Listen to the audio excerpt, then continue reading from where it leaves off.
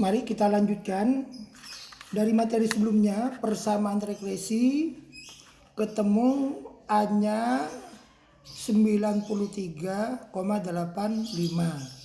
dan B-nya ketemu 1,29. Kemudian misalkan X-nya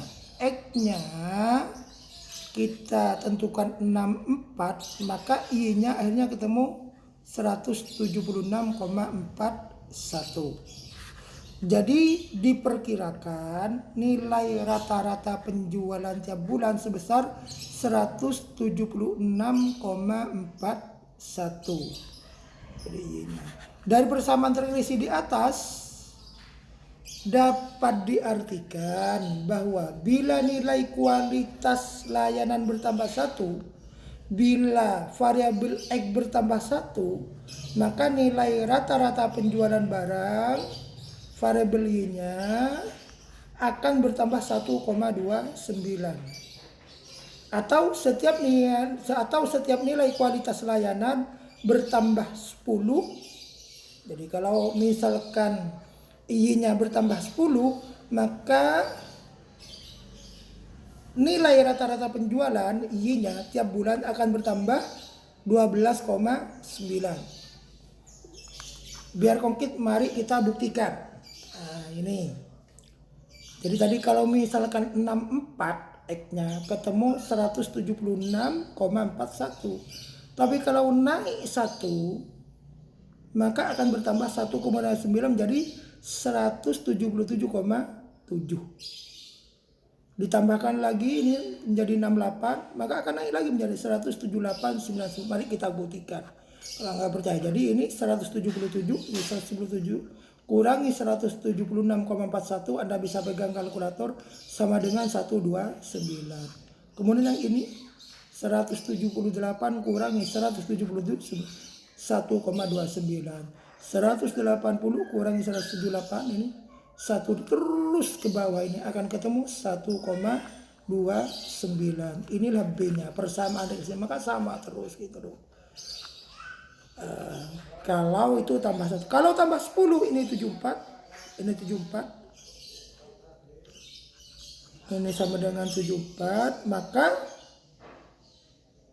akan ketemu nanti ini, coba saudara perhatikan di sini 189,31, 189,3 kurangi karena 10, maka ini tadi 176,41, ini 10, maka ketemu 12,9. Ini 12,9 kalau 10, kalau 1,29.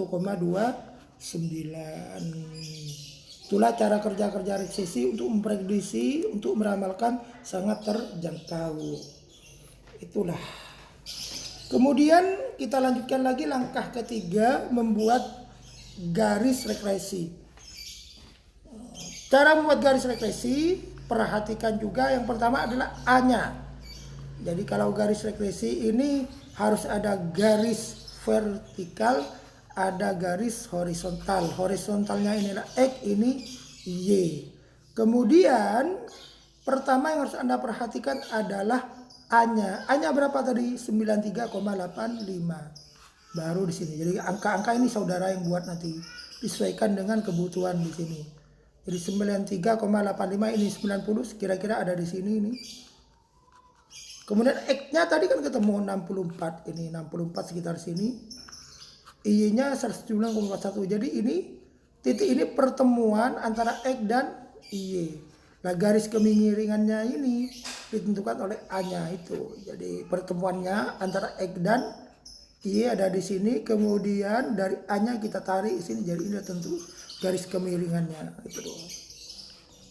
Oke, kita lanjut. Jadi dalam proses penelitian, gambar-gambar seperti ini selalu dibutuhkan. Sehingga kalau nggak diberikan seperti ini, takut Anda di kemudian hari bikin skripsi malah bingung bikin seperti ini. Begitulah cara membuatnya itu loh.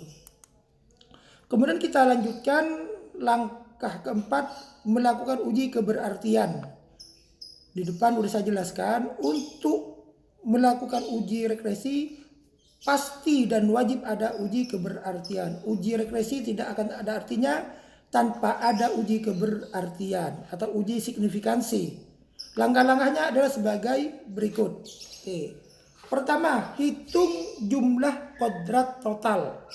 Saya meniru di bukunya Pak Sugiono ini, disingkat menjadi JKT, jumlah kodrat total dengan rumus jumlah Y kodrat.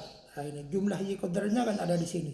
Maka saya ini libatkan terus. Tinggal pindah aja di sini. 887,291. Kemudian langkah kedua, hitung jumlah kodrat koefisien A. Jumlah kodrat koefisien A jika A dengan rumus sigma Y. Nah, sigma Y-nya sama dengan 5485. Kita pindah ke sini, N-nya 34. Kemudian hasilnya seperti ini. Jadi ini dikodratkan dulu, hasilnya seperti ini nanti. Nah, ini JKA, ini JKA. Makanya JKA-nya saya pindah ke bawah biar kita juga gampang mengingatnya ini. Jadi hasilnya JKA kita pindah ke bawah ini. Langkah ketiga, hitung jumlah kodrat regresi BA. Disingkat menjadi jumlah kod JKBA dengan rumus B-nya tadi udah ketemu 1,29 sigma XY, jumlah XY ini 288,300 ini. Jadi B-nya 1,29, sigma X-nya 288,300, ambil dari sini. Kemudian jumlah X dan Y. X-nya 1782 pindah ke sini, Y-nya 54 ini pindah ke sini, bagi N-nya 34, akhirnya ya ini aja dikalikan aja 1782 ini X dan Y dikalikan ketemu ini bagi 34, ini hasilnya. Jadi akhirnya ini 288 dikurangi 287 sama dengan ini hasilnya kali 129 ketemu itu. Jadi ini JKBA, jumlah kodrat koefisien regresi B, jumlah kodrat regresi B dan A. Biar nggak bingung nanti kita pindah ke sini, ini hasilnya. Langkah keempat, hitunglah jumlah kodrat sisa JKS, jumlah kodrat sisa JKS dengan rumus JKS. Cara mencarinya adalah dengan cara JKT, jumlah kodrat total. Jadi jumlah kodrat totalnya ini JKT dikurangi JKA. JKA-nya udah ketemu ini. Jadi ini 88729 kurangi 884 ini. Kemudian kurangi lagi jika B ini. Jika B-nya ini 1162,90 sehingga ketemu 1268,54. Jadi ini JKS-nya. Makanya JKS 1268,54. Jika B-nya ketemu 1162. Kemudian jika A-nya ketemu 88459,56. Jadi biar enggak sulit nanti, makanya saya dirangkum ke sini biar kelanjutannya menjadi gampang. Langkah kelima, hitung rata-rata jumlah kodrat regresi A. Kalau tadi ada jumlah kodrat regresi A, sekarang ini menghitung rata-ratanya dengan rumus rata-rata jumlah kodrat regresi A sama dengan jumlah kodrat regresi A. Jadi sama sebenarnya. Nah, ini.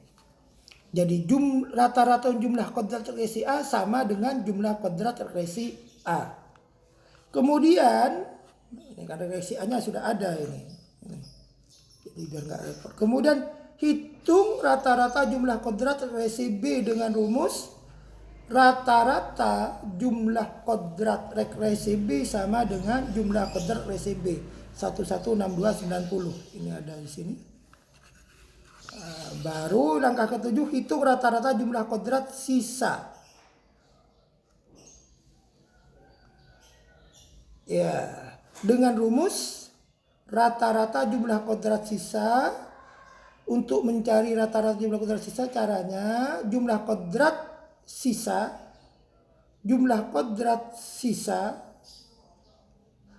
dibagi N-2. Ya. jumlah kodrat sisa dibagi N-2. Oke. Sama dengan 1264,54, N-nya 34. Jadi N-nya sampai 34 kurangi 2 sama dengan 2. Ini jika S-nya ya. Jika S-nya 1268,54. Jadi ini jika S-nya ini pindah ke sini 1268. Sehingga dibagi ketemu 39,64. Kemudian setelah itu baru sampai ke tujuan akhir, menguji keberartian atau signifikansi dengan rumus F hitung rata-rata jumlah kodrat koefisien B dibagi rata-rata jumlah kodrat sisa. RJBK-nya jadi RJKB. Jadi kita RJKB ini 1162. RJKB 1162. Jadi pindah ke sini, ini RJKB pindah ke sini. Kemudian RJKS rata-rata jumlah kodrat sisa ketemu 39,64 ini. Dibagi menjadi 29,34. Inilah hasil uji keberartian sama dengan 29,34. Setelah itu baru kita langkah selanjutnya, langkah 9, menentukan aturan pengambilan keputusan atau kriteria uji keberartian, kriteria uji signifikansi. Ketentuannya, jika F hitung, ini F hitungnya, lebih besar atau sama dengan F tabel, maka HO ditolak atau HA diterima. Kalau HO ditolak, HA diterima, berarti ini uji refleksinya ini sangat signifikan. Tapi jika F hitung lebih kecil atau sama dengan F tabel, maka HO diterima, HA ditolak. Kalau HO diterima berarti tidak berarti, tidak signifikan. Nah, sekarang itu ketentuan. Sekarang mari kita uji. Nah, cari nilai F tabel. Karena dibanding F hitungnya udah ketemu tadi sama dengan 29,34. Sekarang kita tinggal mencari F tabel menggunakan tabel F dengan rumus. Jadi tabel F ini ada dalam buku Pak Sugiono di lampiran terakhir. Anda bisa buka bukunya. Bagi yang nggak punya buku silakan cari di internet, banyak ini.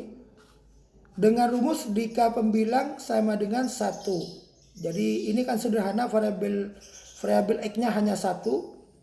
I-nya 1, maka dk pembilangnya sama dengan 1. Rumusnya dk penyebutnya N-2.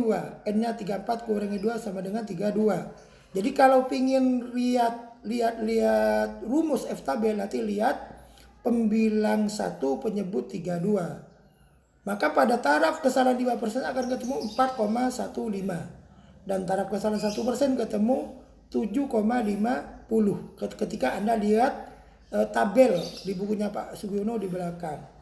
Kesimpulannya ternyata F hitung 29,34 lebih besar dari F tabel, karena F tabel hanya 4,15 pada taraf kesalahan 5% dan 7,50 pada taraf kesalahan 1%. Jadi baik taraf kesalahan 5% ataupun 1%, F hitung ternyata tetap lebih besar dari F tabel. Dengan demikian bisa dimaknai terdapat pengaruh yang berarti. Ini keberartian. Terdapat pengaruh yang berarti atau signifikan kualitas layanan terhadap penjualan barang.